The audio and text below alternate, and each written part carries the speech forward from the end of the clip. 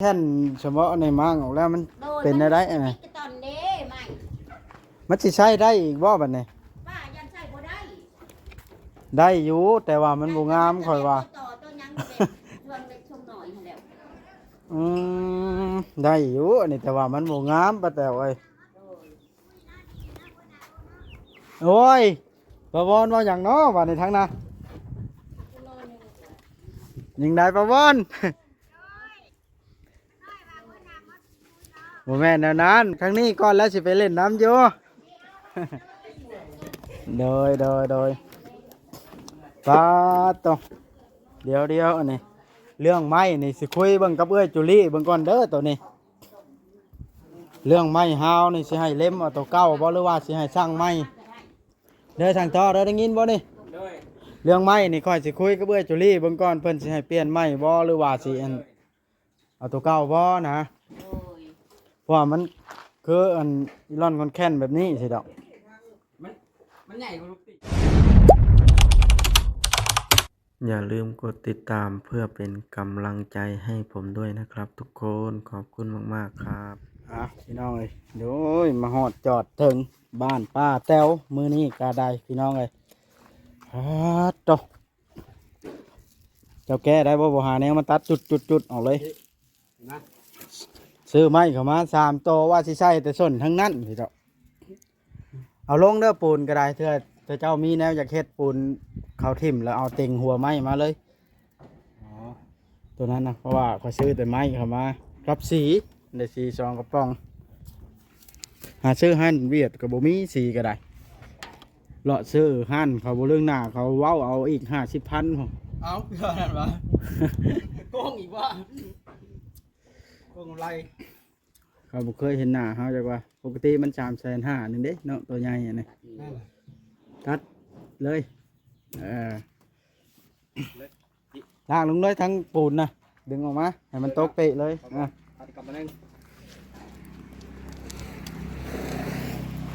มาซื้อสีเข้ามาให้เจ้าทาลูกติง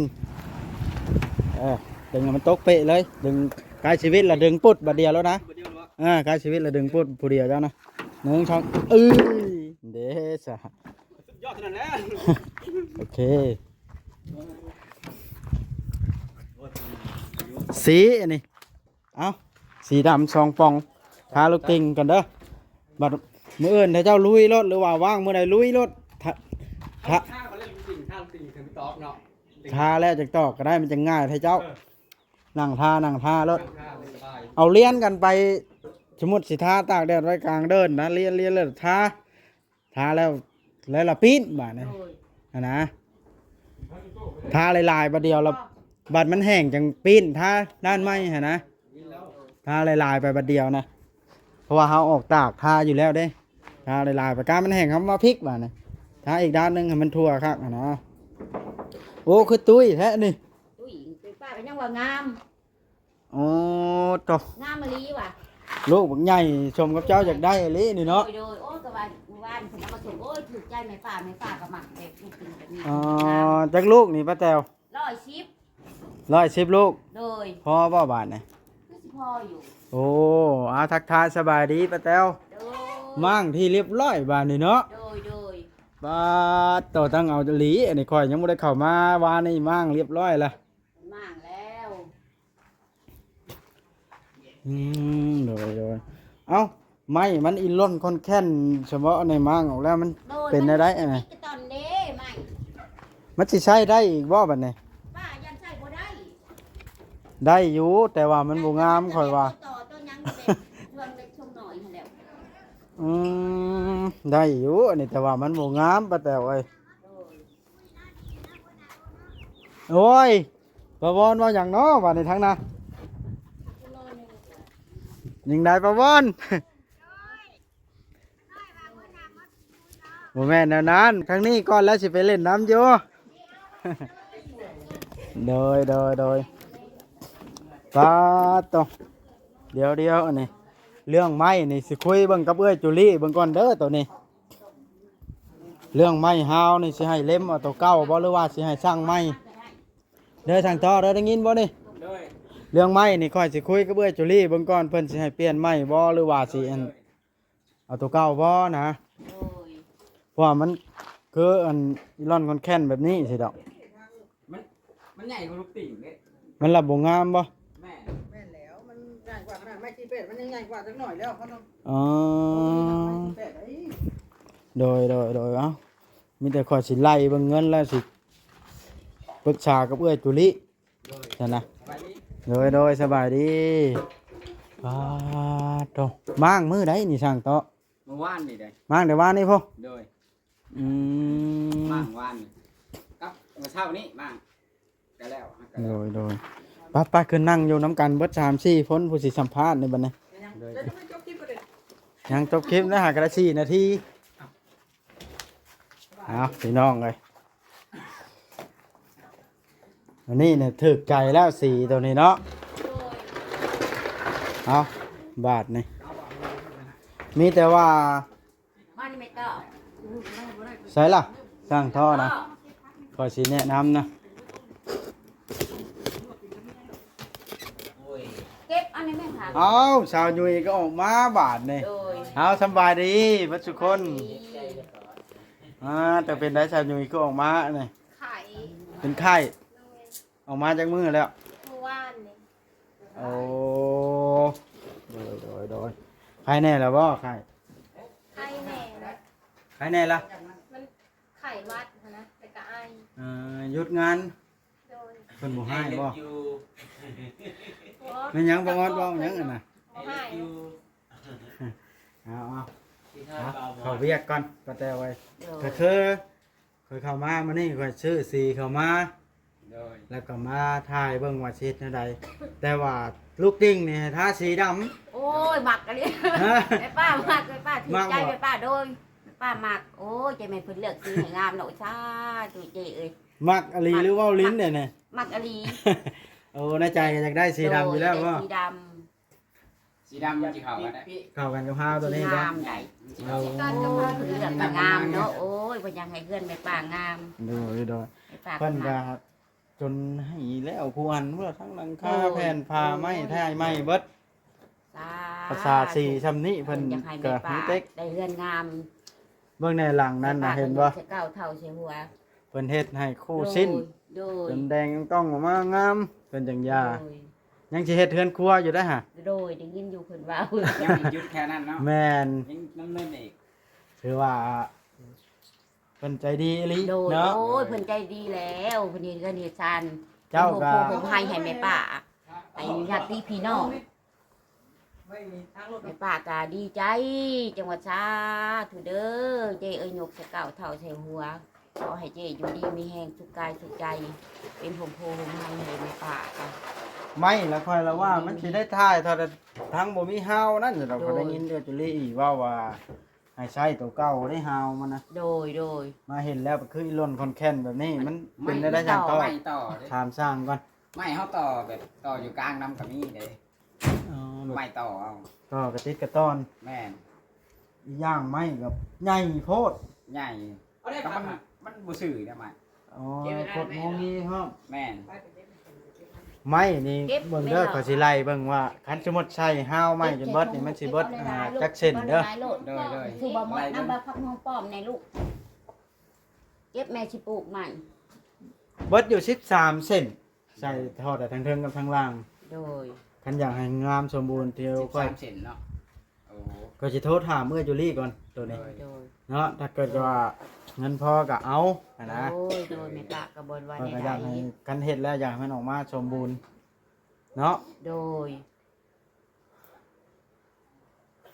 เป็นอยู่ว่าใช้ลูกติงในทางเจ้า พอได้อยู่ กันพอได้อยู่เฮ็ดก็บ่เป็นละต้องไปปรึกษาสร้างนาย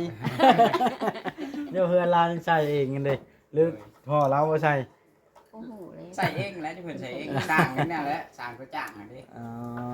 จ้างสร้างอันนี้ โดยต้องรู้จักวิธีใช้ได้ เพื่อบ่ให้มันเป็นบ่ให้มันปูดออกว่าง่ายๆซะ อ๋อต่อเป็นตะปูลายเลยแล้วมันยัง หมดแล้วเนาะเฮาก็ตอกอยู่เทิงห้าวคือจังหวัดสิคักเนาะ โดย งูเห่าบ่จะบอส ฮะ เป็นงูเห่าบ่ เป็นงูเห่าแบบใดเหรอ คนออก แสดงว่าว่าออดนี่ น้อยใจ สิบอกเลขบ่อันนี้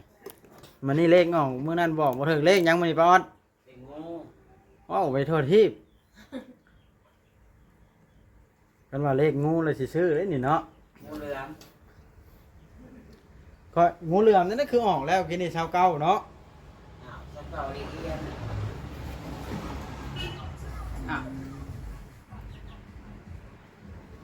ก็มีแต่ว่า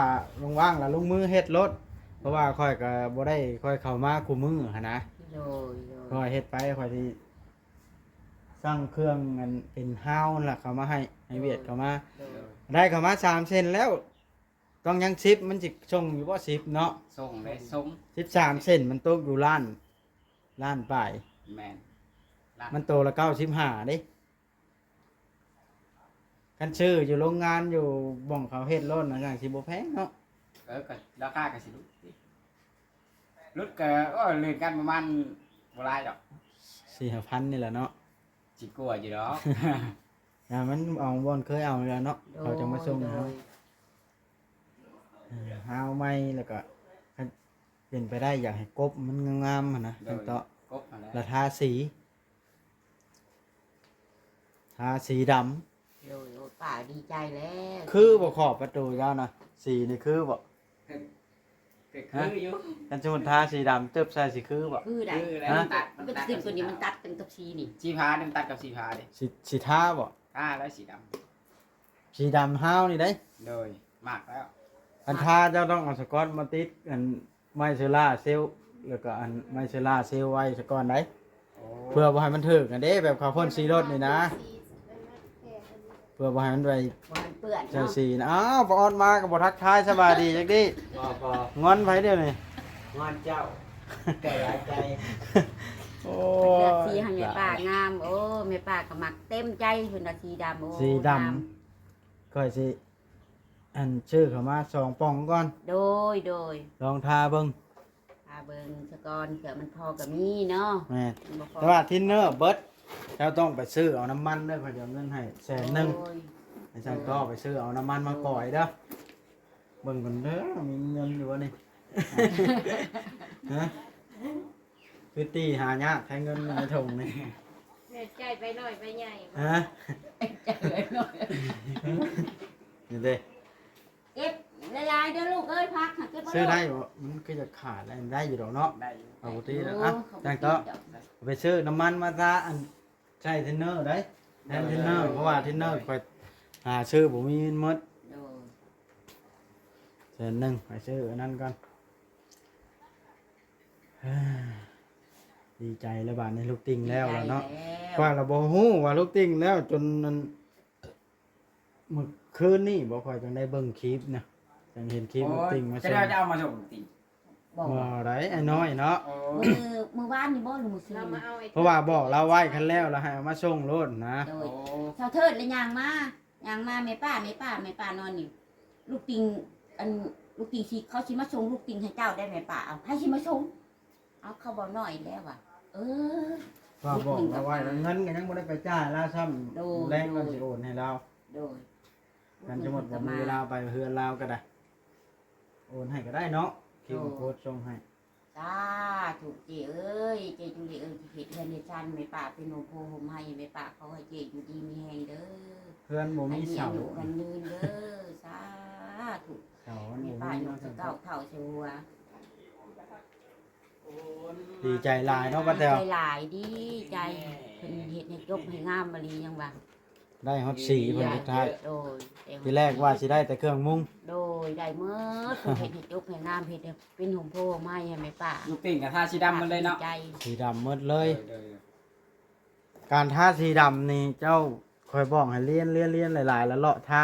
แม่นล่ะ มันแห้งทั้งหนึงละปีนลงบ่านี่มันจังทั่วคักนะ โอ้ เพราะว่าเฮาทาไปหลายๆได้เนาะทาจนเบิดทีเดียวนะ อย่าอูริดเนาะ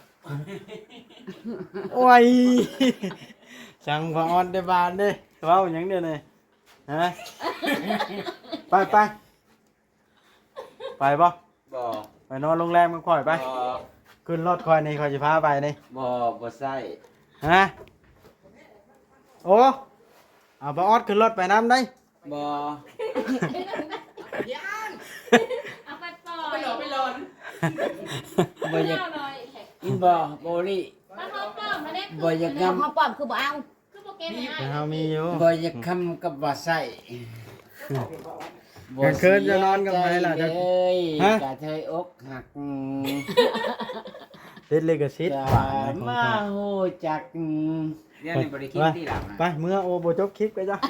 บ่จบดอก ของปลาปลาอดบ่ บ่หยอกได้บ่ออดเล กิน ย เจ้าแสดงแห้งหมัก น้ำซึมทรายเลยโตได้หนูแห้งม่วน บริเปิดตลกพังเลยเนาะ โอเคนะจ๊ะ โอ้ยนอนบ่หลับแท้นี่ นั่นแหละจะว่าหยอก สี่ พอเลย แสน นั่นบ่รับคิดถึง 900,000ลูกเต็งอีกอันไม่อีก เดี๋ยวเด้ ล้านหนึง เชี่ยวคุ้มจะอ่านเนาะ ล้ อีตานี่ โอ้ยเพิ่น พออยู่เงินพออยู่ข่อยสิสั่งเขามาให้ โด ไหม โดยสาธุ พออยู่ดอกเอ้ามีแต่ว่าเขาออกไปสิสั่งเขาแกงให้ คำสั่ง โดยโดย ถึงเจ้าคำมาเบิ้ง พระเจ้าเรา สิเฮ็ดได้ใด ดีบ่ได้ให้มาส่งตอนแรงหรือว่าตอนเช้าคันเพิ่นค่ำแล้วก็ได้ ส่วนหลายเพิ่นมีแต่จะมาส่งมักมาส่งตะแรงได้ เพิ่นว่างบ่ โดย อ๋อ ส่วนหลายเพิ่นมีแต่มักมาส่งตะแรงได้องค์ตื่นเมื่อใดเพิ่นมาส่งเพิ่น เอ้า ให้เนาะ ก็สิได้กลับแล้วมีแต่ว่าเฮ็ดคอยไปเอ้า โอ้ยสาธุ กล่าวคำขอบคุณเพิ่นอีกในบัดหนึงก่อนจบคลิป เอ้ยเจ้เอ้ย บ่กลับบ่กบ เฮ็ เดี๋ยว เดื บ่ อนในชานในป่าลูก หัก น้ำ เจ้าหลายๆเด้อ เจ้ บ่ เป็น บ่ หลวงพ่อมาในป่าเป็นป่าขอคุณขออิ่มบุญคุณแล้วขอให้เจ้อยู่ดีมีแรงเด้อมีสุขภาพแข็งแรงเงินไหลนองทองไหลมาเงินดอลลาร์ไหลเข้าเจ้เด้อสาธุ อ้าวดีมีให้เนาะเฮ้ยบ้านนี่สิได้กลับก่อนป้าแตวไว้ค่อยก็ได้บ่ได้ค่อยมีเวลามา ยิงมาแต่ปุ๊ภาคดงเห็นภาควันมหาโชคเจ้าเคยเห็นว่าวันมหาโชค